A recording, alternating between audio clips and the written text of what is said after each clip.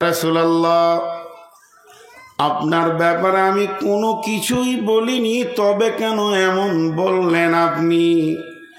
নবীজি বললেন, তুমি বলনি তুমি ভালো, আমি ভালো, আমার বিবি ভালো, কিন্তু শয়তান ভালো নয়। একটা গোষ্ঠী, একটা দল সব সময় আমার বদনামের জন্য লেগে আছে। তারা যখন আলোচনা করবে নবী মুহাম্মদ নারী আসক্ত মানুষ, সে নারী পেলে ব্যবহার করে, তখন তোমার ভিতরে ধারণা এসে যাবে আমিও একদিন গভীর রাতে দেখেছি একটা মেয়ের সঙ্গে চলতে। তো যাতে করে তোমার ভিতরে এই নোংরা ধারণাটা না ঢুকে আর ঈমানটা না নষ্ট হয়ে যায়, তার জন্য আমি একটা বাঁধ দিয়ে দিলাম। এটি হলো আমার বিবি সাফিয়া। তার মানে আল্লাহ বলছেন, ইন্না বাদা জান্নি, সমস্ত অনুমান গোমান লয়। এমন কিছু ধারণা আছে, এমন কিছু অনুমান আছে যেটা হলো গুনাহ।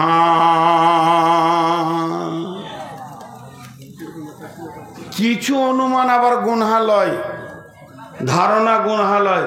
সেটা কেমন? এদিকে তাকান। 1 কেজি হতে পারে অনুমান, 1 কেজি না, 1 কেজি 250 হবে, এটা গুনাহ হবে? কোন একটা মাল কেউ নিয়ে যাচ্ছে, কিরে মাছটা কত দাম দিল? 500 টাকা। তো কত ওজন? আমার মনে হচ্ছে 1.5 কেজি হবে। না, এটা আইডিয়া।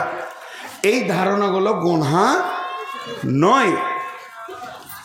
এই রাস্তাটা 5 ফুটের না 7 ফুট হবে, মেপে দেখলাম, ক্লিয়ার হয়ে গেল। তো ইন্না বাদাত জান্নি, চারিত্রিকভাবে যে ধারণাগুলো করা হয় সেগুলো হচ্ছে গুনাহ। ইন্না বাদাত জান্নি ইসমন, কিছু ধারণা আছে গুনাহ। আল্লাহ বলছেন, ওয়ালা তাজাসসু ওয়ালা তাজাসসু ওয়ালা তাজাসসু। রে আমার বন্ধু, হে আমার ভাই বাপজিরা, সোনারা লাল্লা, ও আমার মা, ওরে আমার বোন বেটি, ওয়ালা তাজাসসু, তোমরা জাসুসি করিও না। তাজাসুস করতে মানা করেছেন। জাসুসি আর জাসুসিতে দুটো শব্দ ব্যবহার হয়। একটা হচ্ছে তাহলে, আর একটা হচ্ছে কেন।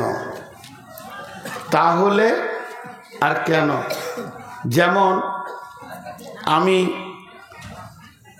খুব এখানে মেহমান শুয়ে আছি, একটু রাত্রিতে ঘুরে আসলাম বাজার থেকে। এত রাতে উঠলেন কেন? একটা কাজ ছিল। না, কাজ কি ছিল? আপনি তো সন্ধ্যায় যেতে পারতেন, এখন তো বাজার বন্ধ। এখানে তাহলে আর আগাচ্ছে না, বুঝতে পেরেছেন?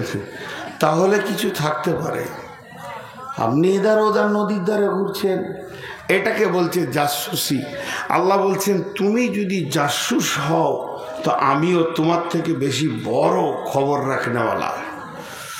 তো ওয়ালা তাজাসসু, তোমরা জাসুসি করিও না। জাসুসি করা মানে পেছনে কুটকুট খুটকুট খুটকুট খুটকুট করে লেগে খালি দোষ ত্রুটিকে খুঁজে বের করা। ওয়ালা তাজাসসু, আমার রব যদি মনে করে তিলে তিলে হিসাব লিব, একটাও কেউ জান্নাত যেতে পারবে না। আল্লাহ তাবারক ওয়া তাআলা বলেছেন, ইন্না ইলাইনা ইয়াবাহুম সুম্মা ইন্না আলাইনা হিসাবাহুম।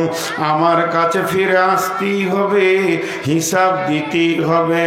আল্লাহর কাছে আমরা দোয়া করে আল্লাহুম্মা হাসিবনি হিসাবান ইয়াসীরা, হে আল্লাহ তুমি আমার হিসাবটাকে আসানের সঙ্গে লাও।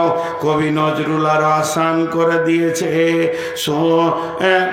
তোমার কাছে হিসাব চাই না মাওলা, তোমার দয়া চাই। হিসাব দিতে যাব না, তোমার মেহেরবানি চাইব। আমার নবীজি বলেছেন হিসাব দিয়ে আল্লাহর সঙ্গে খাতা কলম মিলিয়ে জান্নাত যাবে এমন একটা মানুষ বিশ্বের বুকে জন্ম নেয়নি। হযরত আদম থেকে শেষ পর্যন্ত আল্লাহ যাকে মাফ করবেন, দয়া করবেন, ওই লোকটি জান্নাতে যাবে। আল্লাহর দয়া ছাড়া কেউ জান্নাতে যাবে না। আল্লাহর নবীকে সাহাবীরা প্রশ্ন করলেন, ইয়া রাসূলুল্লাহ আপনিও? নবীজি বললেন আমিও আল্লাহর দয়ার প্রত্যাশী। এবার হিসাব আসান কাকে বলে? আসান হিসাব বলে আমার আল্লাহ জাসুস হবেন না।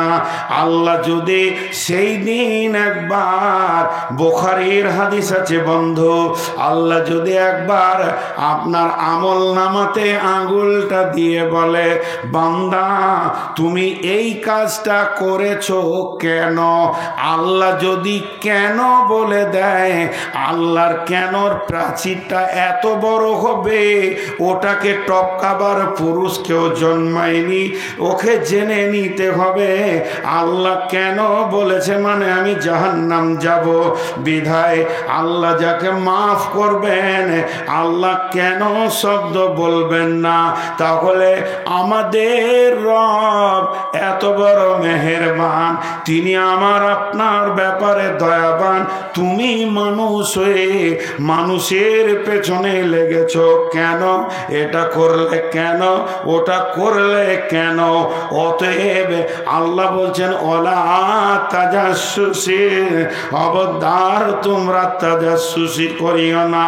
ওলা ইয়াগতাব বাযুকুম আলা বাযিন, একে অপরে তোমরা গীবত করিও না।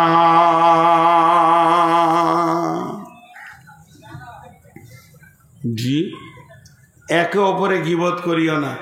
এখানে তিনটি কথা বলা হয়ে গেল, আপনারা খেয়াল করেছেন কি না? নাম্বার 1 বলা হলো বাঁচো ধারণা থেকে। 2 নম্বর বলা হলো যে তাজাসসুসি করিও না মানুষের পেছনে, খুসখুস খুসখুস খুসখুস করে লেগে থেকো না। 3 নম্বর বলা হলো ওলা ইয়াগতাব বাযুকুম বাযান, তোমরা একে ওপরে গীবত করিও না, পেছনে পরনিন্দা পরচর্চা করিও না। আর ওই কাজগুলো কে করে? জীব। ওই কাজগুলো কে করে? জীব করে। অতএব গীবত করিও না, গীবত করিও না, গীবত করিও না, গীবত করিও না। কিন্তু আমাদের গীবত করা খুব গোল করে বসে গেল। আল্লাহর নবী বলছেন আল গীবাতু আসাদ্দু মিনাজ জিনা, আল গীবাতু আসাদ্দু মিনাজ জিনা, গীবত হলো জেনার থেকেও বড় কঠিন। গীবত কার থেকে কঠিন? জেনা ব্যভিচারের থেকেও কঠিন। এই জেনা ব্যভিচারের থেকে গীবত হলো কঠিন। তাহলে কেন কঠিন? জেনা কাকে বলে তার ডেফিনেশন কি? জেনার ডেফিনেশন হালকা করে বলবো, ডিপলি বলবো না। যে মেয়েটা আমার জন্য হারাম, যার সঙ্গে আমার বৈবাহিক সম্পর্ক নাই, যাকে আমি মহারানা দিইনি, মেয়েদের জন্য যে পুরুষটা হারাম, যাকে সে বৈবাহিক সম্পর্কে আবদ্ধ করেনি, এই রকম একটা পুরুষ, এই রকম একটা নারী, দুইজন কোনো নির্জন জায়গাকে বেছে নেবে। নারীর শরীরে কাপড় থাকবে না, কত বড় বেহায়া বেপনামো। পুরুষের শরীরেও কাপড় থাকবে না, কত বড় বেহায়া বেপনামো। দুইজন দুইজনের অঙ্গকে দেখবে, তারপরে তারা স্বামী স্ত্রীর মতো অবৈধ সম্পর্কে লিপ্ত হয়ে যাবে। স্বামী স্ত্রী বৈধ সম্পর্কে, এরা অবৈধ সম্পর্কে লিপ্ত হবে। এত বড় নোংরা কাজ, আর কাজটা যখন সমাপ্তি হয়ে যাবে, দুইজনের জন্য গোসল ফরজ হয়ে যাবে, নচেত এরা পাক হবে না। তাহলে কাজটা কত নোংরা কাজ, কত ডিপ কাজ, কত গভীর কাজ। কিন্তু গীবত করতে গেলে কাপড় খোলা লাগবে না। মেয়েটা যদি বোরখাও পরে থাকে, তারপরও গীবত করা যাবে। ছেলেটা ফুল পোশাকে আছে, কোন রকম কাপড় তাদের সরল না, বেহায়া বেপনামো হলো না, তারপরও তাদের গোসল ফরজ হবে না। গীবত এমন একটা জেনা এমন একটা জায়গায় করে, লুকিয়ে চুপিয়ে করে। গীবত সমাজের ভিতরে করা যাবে, চায়ের দোকানে গীবত, মসজিদের কাতারে নামাজ পড়ার পর বসে বসে গীবত চলবে। তারপরও বিশ্বনবী বলছেন এই গীবতটা এত শক্ত গুনাহ, যেটা আপনার কিনা জেনার থেকেও বড়।